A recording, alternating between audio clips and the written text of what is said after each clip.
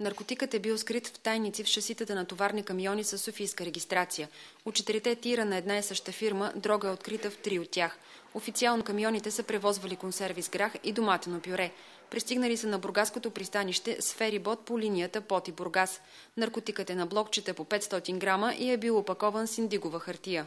Целта на това опаковане е да се прикрият пръстовите отпечатъци, които могат да се остават по въпросните количества, а също така да бъде затруднено, вероятно, обонянието на кучето, което би могло при проверка всъщност да го открие.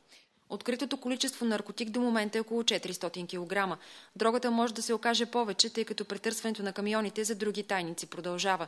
За сега разследващите отказват информация за къде е предназначена контрабандата, както и чия е собствеността на товара. Според експерти е малко вероятно трафикантите да рискуват с такава голяма пратка за първи път. Това е най-голямото количество наркотик, залавено досега на бургаското пристанище. Стойността му е за стотици милиони левове. 1 грам хероин на пазара на черно се търгува за 10 лева.